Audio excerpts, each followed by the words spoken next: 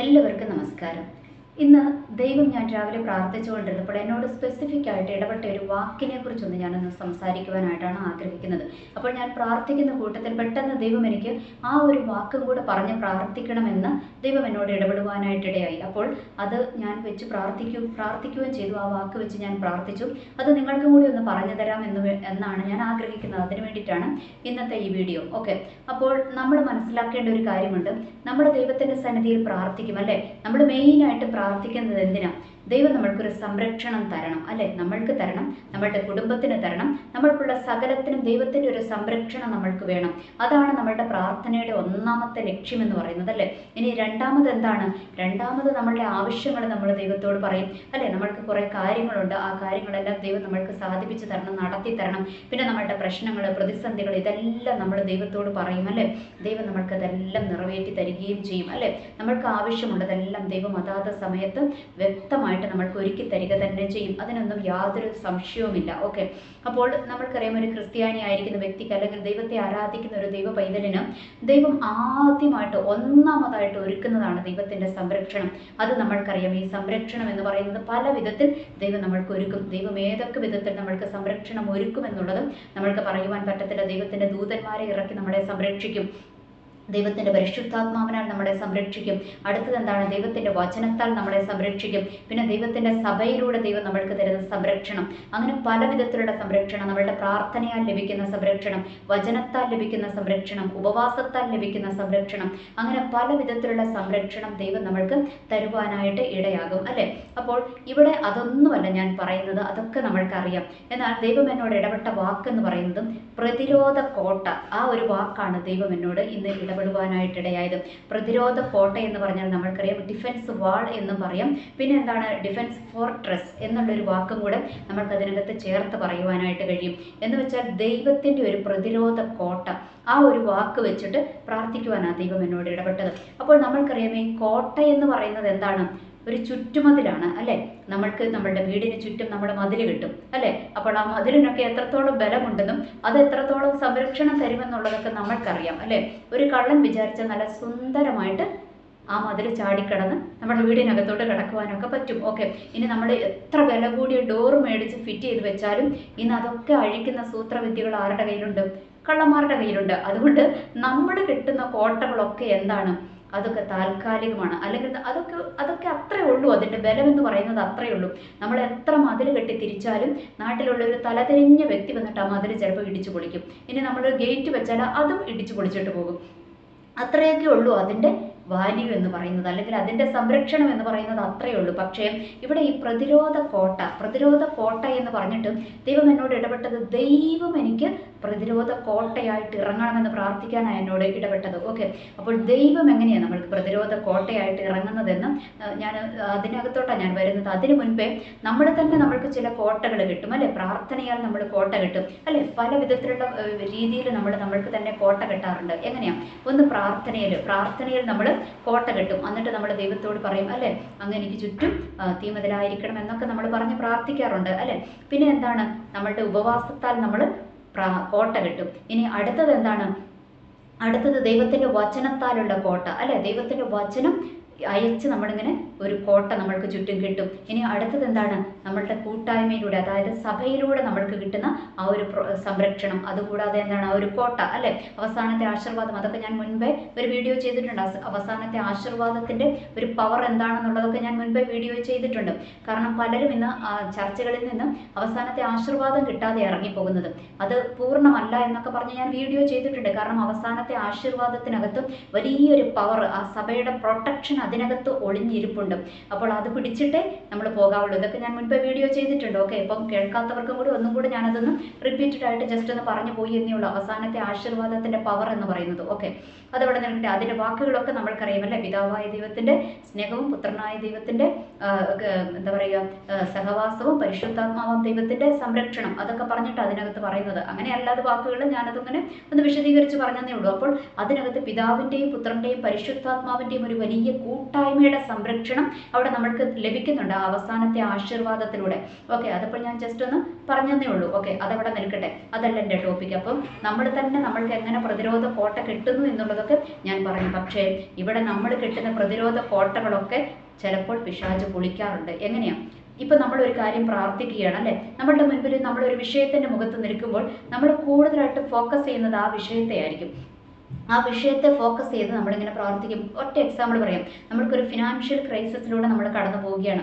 അപ്പോൾ ഫിനാൻഷ്യൽ ക്രൈസിസിലൂടെ നമ്മൾ കടന്നു പോകുമ്പോൾ നമ്മൾ പൂർണ്ണമായിട്ട് നമ്മൾ എന്താ പറയുക, ഫോക്കസ് ചെയ്യുന്നത് ഏതിനെയാണ്? നമ്മളുടെ പ്രാർത്ഥനയിൽ നമ്മൾ ഫോക്കസ് ചെയ്യുന്നത് ആ നമ്മളുടെ ഫിനാൻഷ്യൽ ക്രൈസിസിനെ അല്ലെങ്കിൽ നമ്മളുടെ സാമ്പത്തിക ബുദ്ധിമുട്ടിനെ നമ്മൾ എന്ത് ചെയ്യും? ഫോക്കസ് ചെയ്യും അല്ലേ. അതിനെ നമ്മൾ ഫോക്കസ് ചെയ്തിട്ടായിരിക്കും നമ്മളുടെ പ്രാർത്ഥനയുടെ ഭൂരിഭാഗവും കടന്നു പോകുന്നത്. ബാക്കിയുള്ളതൊക്കെ നമ്മൾ ഒരൊറ്റ വാക്കിലങ്ങ് പ്രാർത്ഥിച്ചിട്ട് വിടും അല്ലേ. നമ്മൾ ഇന്ന് കടന്നു പോകുന്ന വിഷയങ്ങൾ ഏതാണോ ആ വിഷയത്തെ ആയിരിക്കും നമ്മൾ മെയിനായിട്ട് ഫോക്കസ് ചെയ്യുന്നത്. അപ്പോൾ ഓർക്കുക, നമ്മളിപ്പോൾ നമ്മുടെ ഫിനാൻഷ്യൽ ക്രൈസിസിനെ ഫോക്കസ് ചെയ്യുമ്പോൾ ഈ പൈശാചിക മണ്ഡലം എവിടെ കയറി പിടിക്കുമെന്നറിയാമോ? നമ്മുടെ ആരോഗ്യത്തെ കയറി ചിലപ്പോൾ പിടിക്കും.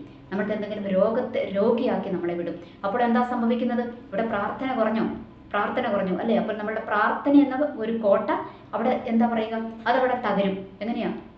നമ്മൾക്ക് രോഗം വന്നു കഴിഞ്ഞാൽ പ്രാർത്ഥിക്കാൻ പറ്റത്തില്ല അല്ലേ. നമ്മളുടെ ഒരു പതിവ് പോലെയുള്ള പ്രാർത്ഥനയ്ക്ക് നമുക്ക് പറ്റത്തില്ല, നമ്മൾ കിടന്നു പോകും. അപ്പോൾ ഞാൻ പറഞ്ഞു വരുന്നത്, നമ്മൾ കെട്ടുന്ന ആ ഒരു കോട്ടയ്ക്കൊക്കെ അത്രമേ ബലമുള്ളൂ എന്നുള്ളൊരു യാഥാർത്ഥ്യം നമ്മൾ തിരിച്ചറിയുക. ഇനി എന്താണ്? ദൈവം നമ്മൾക്ക് പ്രതിരോധ കോട്ടയെ കെട്ടണം. ആ ദൈവത്തിൻ്റെ പ്രതിരോധ കോട്ടയെ തകർക്കുവാൻ ആർക്കും കഴിയത്തില്ല. കാരണം നമ്മൾ കെട്ടുന്ന പ്രതിരോധ കോട്ടകൾക്ക് എപ്പോഴും ഓരോ പഴുതുകളുണ്ടാകും അല്ലേ. ഇപ്പം നമ്മളൊന്ന് ഓർത്ത് നോക്കിക്കുകയും, നമ്മുടെ വീട്ടിൽ നമ്മളുടെ ചുറ്റും മതിൽ കെട്ടുന്നുണ്ട്. വീടിന് നമ്മൾ മതിൽ കെട്ടും. മതിൽ കെട്ടുമ്പോൾ നമ്മൾ ഈ വെള്ളം പോകാൻ വേണ്ടിയിട്ട് ഒരു ചെറിയ ഓട്ട ഇടും അല്ലേ. ചില മതിലുകൾക്ക് അങ്ങനെ ഒരു ചെറിയ ഓട്ട ഇടും. അപ്പോൾ ഈ ഓട്ട ഇടുന്നത് എന്തിനാണ്? വെള്ളം കെട്ടിക്കിടക്കാതെ, മഴവെള്ളം കെട്ടിക്കിടക്കാതെ അതങ്ങ് പോകാൻ വേണ്ടിയിട്ടാണ്. പക്ഷേ അതിനകത്തൂടെ ആര് കയറും? ചിലപ്പോൾ ഇഴജന്തുക്കൾ കയറും. ചെറിയ പഴുതാരയോ ചെറിയ എന്താ പറയുക, ഈ തേള് അതുപോലെയുള്ള സംഭവങ്ങൾ, പുഴു, അങ്ങനെയുള്ള ചെറിയ ചെറിയ പാമ്പുകൾ, ഇതൊക്കെ വേണമെങ്കിൽ എന്ത് ചെയ്യും? അതിനകത്തൂടെ ചിലപ്പം അകത്തോട്ട് കയറും. നമ്മൾ നല്ല ഉദ്ദേശത്തോടെ വെള്ളം കെട്ടിക്കിടക്കാതിരിക്കാൻ വേണ്ടിയിട്ട്, വെള്ളം ഇറങ്ങിപ്പോകാൻ വേണ്ടിയിട്ടാണ് നമ്മൾ ആ ഒരു ഓട്ട ഇടുന്നത്. പക്ഷെ അതിനകത്തൂടെ ആവശ്യമില്ലാത്തതൊക്കെ അകത്തോട്ട് കയറും അല്ലേ. ഇതുപോലെ തന്നെയാണ് നമ്മൾ കിട്ടുന്ന പ്രതിരോധ കോട്ടകൾക്കും ചെറിയ ചെറിയ പഴുതുകൾ അവിടെയും ഇവിടെയെല്ലാം ഉണ്ടാകും. നമ്മൾക്ക് അറിഞ്ഞുകൂടാം അത് ഏത് വിധത്തിലാണെന്ന്. ഞാൻ നേരത്തെ പറഞ്ഞതുപോലെ ഫിനാൻഷ്യൽ ക്രൈസിസിന് വേണ്ടി പ്രാർത്ഥിക്കുമ്പോൾ ചിലപ്പോൾ ആരോഗ്യത്തെ പിടിക്കും. ആരോഗ്യത്തിന് വേണ്ടി പ്രാർത്ഥിക്കുമ്പോൾ ചിലപ്പോൾ ഫിനാൻഷ്യൽ ക്രൈസിസിലൂടെ കടന്നു പോകും. ഇനി ഇതെല്ലാം ഓക്കെ ആയിരിക്കുമ്പോൾ ചിലപ്പോൾ മക്കളെ കയറി പിടിക്കും, അല്ലെങ്കിൽ ജോലിയിൽ വിഷയങ്ങൾ വരും, അല്ലെങ്കിൽ പഠിത്തത്തിലെ വിഷയങ്ങൾ വരും. അങ്ങനെ പല വിധത്തിലുള്ള പ്രശ്നങ്ങൾ ഒന്നിനു പുറകെ ഒന്നായിട്ട് വന്നുകൊണ്ടിരിക്കും. ഇനി എന്തിനേറെ പറയുന്നത്, നമ്മൾ പ്രാർത്ഥിച്ചും ഉപവസിച്ചും ചില വിടുതലുകൾ നമ്മൾ പ്രാപിച്ചെടുക്കും. പക്ഷേ ആ വിടുതലുകൾ വന്നു കഴിയുമ്പോൾ അടുത്തത് വേറൊരു തലവേദനയായിട്ട് വേറൊന്ന് എഴുന്നേൽക്കും അല്ലേ. എന്ന് വെച്ചാൽ പ്രശ്നങ്ങളുടെ ഒരു കൂമ്പാരം തന്നെ നമ്മളുടെ മുൻപിലോട്ട് ഇങ്ങനെ ഒന്ന് മാറി ഇങ്ങനെ വന്നുകൊണ്ടിരിക്കും. അത് മനുഷ്യ ജീവിതത്തിൽ എന്താ പറയുക, അത് നമ്മളുടെ കൂടെ ഇങ്ങനെ ഉണ്ട്. ഒന്ന് മാറി പ്രശ്നങ്ങൾ ഇങ്ങനെ വന്നുകൊണ്ടിരിക്കും. ഇതെല്ലാം തീർന്നിട്ട് നമ്മൾക്ക് എവിടെ ഒരു സ്വസ്ഥത കിട്ടത്തുള്ളൂ? ദൈവത്തിൻ്റെ നിത്യതയിലേക്ക് കിട്ടത്തുള്ളൂ എന്ന് ദൈവത്തിൻ്റെ വചനം പഠിപ്പിക്കുന്നുണ്ട്. പക്ഷേ ദൈവം നമ്മൾക്ക് ഒരു തീമതിലായിട്ട് ഇറങ്ങിയാൽ, അല്ലെങ്കിൽ ദൈവം നമ്മൾക്കൊരു പ്രതിരോധ കോട്ട കഴിഞ്ഞാലത്തെ കുഴപ്പം എന്താ, ഒരു ബെനിഫിറ്റ് എന്താണെന്നറിയാമോ? അതിന് പഴുതടച്ച പ്രതിരോധ കോട്ടയാണ്.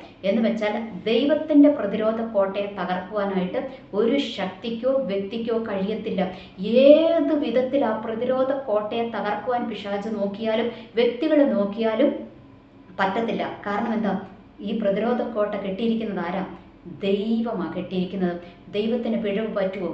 പറ്റത്തില്ല. ദൈവത്തിന് പിഴവ് പറ്റിയായിരുന്നെങ്കിൽ ഇന്ന് നമ്മളായിരിക്കുന്ന ഈ ഭൂമിയിലൊക്കെ എന്തെല്ലാം വിഷയങ്ങൾ ഉണ്ടാകുമായിരുന്നു. വിഷയങ്ങളില്ല എന്നല്ല, വിഷയങ്ങൾ വരും. അത് ദൈവത്തിൻ്റെ മിസ്റ്റേക്ക് കൊണ്ടൊന്നും അല്ല. അതെന്തുകൊണ്ടാണ്? അത് മനുഷ്യൻ പകുതി വിളിച്ചു വരുത്തുന്നതാണ് അല്ലേ. അതെല്ലാം അവിടെ നിൽക്കട്ടെ. ദൈവം എല്ലാം പെർഫെക്റ്റ് ആയിട്ടേ ചെയ്യത്തുള്ളൂ. അതുകൊണ്ട് ഓർക്കുക, ദൈവം നമ്മൾക്ക് ചുറ്റും ഒരു പ്രതിരോധ കോട്ട തീർത്ത് കഴിഞ്ഞാൽ എന്താണ്? ഒരു ശത്രുവിനോ വ്യക്തിക്കോ അതിൻ്റെ ഇടയ്ക്കൂടെ കടക്കുവാനായിട്ട് കഴിയത്തില്ല. അത് അത്രയും പെർഫെക്റ്റ് ആണ്. അതുകൊണ്ട് ഈ ദിവസങ്ങളിൽ വിഷയങ്ങളുടെയും എന്താ പറയുക, പ്രശ്നങ്ങളുടെയും നടുവിലൂടെ കടന്നു പോകുന്നവരും ഒന്ന് മാറി പ്രശ്നങ്ങളാണല്ലോ എന്ന് നിലവിളിക്കുന്നവരും ദൈവത്തിൻ്റെ മുൻപിൽ പ്രാർത്ഥിക്കേണ്ട ഒരു കാര്യമാണ്. നമ്മൾ പ്രാർത്ഥിക്കണം, ദൈവമേ അവിടുന്ന് എനിക്ക് ചുറ്റും, അല്ലെങ്കിൽ എൻ്റെ കുടുംബത്തിന് ചുറ്റും, എൻ്റെ തലമുറകൾക്ക് ചുറ്റും അവിടുന്ന് ഒരു പ്രതിരോധ കോട്ട കെട്ടി ഞങ്ങളെ സംരക്ഷിക്കണമേ എന്ന് നമ്മൾ പ്രാർത്ഥിക്കണം. ആ വാക്ക് തന്നെ പറയണം. ഡിഫൻസ് വാൾ അല്ലേ, എന്ന് വെച്ചാൽ പ്രതിരോധ കോട്ട കെട്ടി ദൈവം ഞങ്ങളെ സംരക്ഷിക്കണമേ എന്ന് നമ്മൾ പ്രാർത്ഥിക്കണം. ആ ഒരു വാക്ക് നമ്മളുടെ പ്രാർത്ഥനയിൽ ഉൾപ്പെടുത്തുവാൻ നമ്മൾ പ്രത്യേകമായിട്ട് ശ്രദ്ധിക്കുക. അപ്പോൾ നമ്മളിങ്ങനെ പ്രാർത്ഥിച്ചു കഴിയുമ്പോൾ ദൈവം നമ്മൾക്ക് ചുറ്റും ഒരു പ്രതിരോധ കോട്ട തീർക്കുവാനായിട്ട് ഇടയാകും. എന്ന് വെച്ചാൽ ശത്രുവിന് ഒരു വിധത്തിൽ നമ്മളെ പിന്നെ അറ്റാക്ക് ചെയ്യുവാനായിട്ട് കഴിയത്തില്ല. അവന് എന്തൊക്കെ കുതന്ത്രങ്ങൾ മെനഞ്ഞാലും ദൈവത്തിൻ്റെ ഈ പ്രതിരോധ കോട്ടയെ തകർത്ത് മുൻപോട്ട് വരുവാനായിട്ട് ആർക്ക് കഴിയത്തില്ല? ഈ പിശാചിനോ വ്യക്തികൾക്കോ കഴിയത്തില്ല. ഇയ്യോബിൻ്റെ കാര്യം എടുക്കാം. ഇയ്യോബിൻ്റെ കാര്യത്തിലും അങ്ങനെയായിരുന്നല്ലേ. ഇയ്യോബിന് ചുറ്റും ദൈവം വേലി കെട്ടി അവനെ അങ്ങ് സൂക്ഷിച്ചു. ആര് കെട്ടിയ വേലിയെക്കുറിച്ചാണ് പറയുന്നത്? ദൈവം കെട്ടിയ വേലിയെക്കുറിച്ചാണ് പറയുന്നത്. എന്നിട്ട് പിശാച് ദൈവത്തോട് ചെന്നിട്ട് ഒരു പരാതി പറഞ്ഞു അല്ലേ, നീ അവന് ചുറ്റും അങ്ങ് വേലി കെട്ടിയിരിക്കുകയല്ലേ, പിന്നെ എനിക്ക് വല്ലതും ചെയ്യാൻ പറ്റുമെന്ന്. അതാണ് ദൈവം കെട്ടുന്ന വേലിയും മനുഷ്യൻ കെട്ടുന്ന വേലിയും തമ്മിലുള്ള വ്യത്യാസം. എന്ന് വെച്ചാൽ ദൈവം കെട്ടുന്ന വേലിയും ദൈവം കെട്ടുന്ന പ്രതിരോധ കോട്ടയെ തകർക്കുവാൻ ആർക്ക് കഴിയത്തില്ല? ഒരു പിശാചിനും കഴിയത്തില്ല. അതുകൊണ്ട് നമ്മൾ ദൈവത്തോട് പ്രാർത്ഥിക്കണം, ദൈവമേ അങ്ങ് എനിക്ക് ചുറ്റും പ്രതിരോധ കോട്ട കെട്ടി എന്നെ സംരക്ഷിക്കണമേ എന്നുള്ളൊരു വാക്ക് പറഞ്ഞ് നമ്മൾ പ്രാർത്ഥിക്കുവാനായിട്ട് ഇടയായി തീർന്നാൽ ദൈവം ചിലതിനെയൊക്കെ അങ്ങ് എന്നേക്കുമായിട്ട് സ്റ്റോപ്പ് ചെയ്യുവാനായിട്ട് ഇടയാകും. ദൈവം ഒരു സ്വസ്ഥതയും സമാധാനവും നമ്മളുടെ ജീവിതത്തിൽ തരും. ചില പരാജയങ്ങളെയൊക്കെ മാറ്റി എന്നും പരാജയം എന്ന് പറഞ്ഞ് നിലവിളിക്കുന്നവർക്ക് ജയം കാണുവാനായിട്ട് ഇടയായിത്തീരും. അതുകൊണ്ട് ഈ ഒരു വാക്ക് പറഞ്ഞ് നമ്മൾ പ്രാർത്ഥിക്കുക. അപ്പോൾ ഈ ഒരു ദൈവത്തിൻ്റെ പ്രതിരോധ കോട്ടയ്ക്കകത്ത് അഭയം പ്രാപിച്ചിരിക്കുന്ന ഒരു മനുഷ്യനായിരുന്നു ആര്? ദാവീദിനെ നമ്മൾക്കറിയാം അല്ലേ. ദാവീദിനെ നോക്കിയാൽ ദാവീദ് അവിടെ അപ്പനും അമ്മയൊക്കെ ഒരു ആട്ടിടയനായിട്ട് അങ്ങ് ഉപേക്ഷിച്ച് വിട്ടതാ, കാട്ടിലോട്ട് വിട്ടതാ. എന്ന് വെച്ചാൽ അവനെ ആര് കൊണ്ടുപോയാലും കുഴപ്പമില്ല എന്നുള്ള മട്ടിൽ അങ്ങോട്ട് വിട്ടതാ. പക്ഷേ ദൈവം അവനെ കണ്ടിരുന്നു അല്ലേ. ദൈവം അവനെ അവിടെ തൊട്ടേ നോക്കിയിരുന്നു. എന്നിട്ട് ഇതേ ദാവീദിനെ കൊണ്ട് ദൈവം എന്താ ചെയ്തത്? ഫെലിസ്ത്യരും നമ്മുടെ ഇസ്രായേൽ മക്കളെ വെല്ലുവിളിച്ചപ്പോൾ ആ ഒരു ഫെലിസ്ത്യ മല്ലൻ അല്ലേ, ആ ഒരു ഗോലിയാത്തിനെ തകർക്കുവാനായിട്ട് ദൈവം ആരെ ഉപയോഗിച്ചേ? ദാവീദിനെ ഉപയോഗിച്ച്. ദാവീദ് എന്തുകൊണ്ടാണ് ഗോലിയാത്തിനെ തകർത്തത്?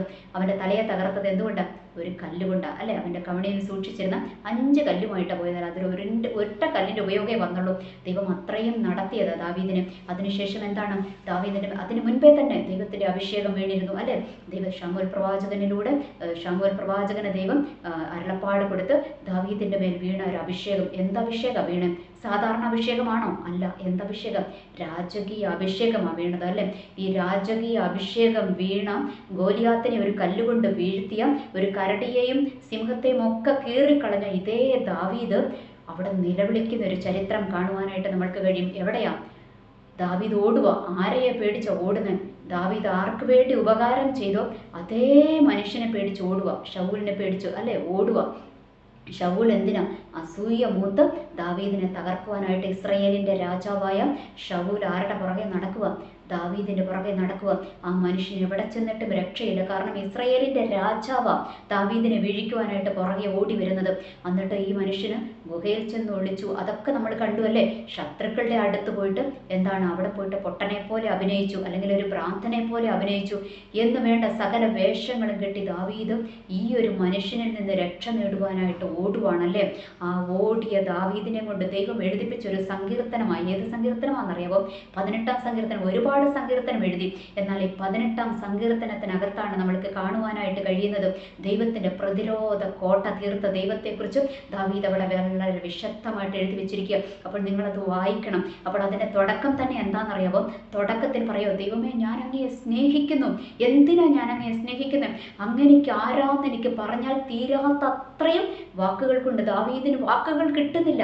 ആ ദൈവത്തെ എങ്ങനെ സ്തുതിക്കണമെന്ന് വാക്ക് കിട്ടുന്നില്ല. എന്നിട്ട് പറയുക, അങ്ങൻ്റെ സങ്കേതമാണ്, അങ്ങൻ്റെ ശൈലമാണ്, അങ്ങൻ്റെ കോട്ടയാണ് അല്ലെ. കോട്ട അല്ലെ, ദൈവം എൻ്റെ കോട്ടയാണ്, എല്ലാമാണെന്ന് പറഞ്ഞ് ദാവീദ് അവിടെ പറയുകയാണ്. അപ്പോൾ ദാവീദിന് വെളിപ്പെട്ട ഒരു ദൈവമുണ്ട്. ഏത് വിധത്തിലാണ് ദാവീദിന് വെളിപ്പെട്ടത്?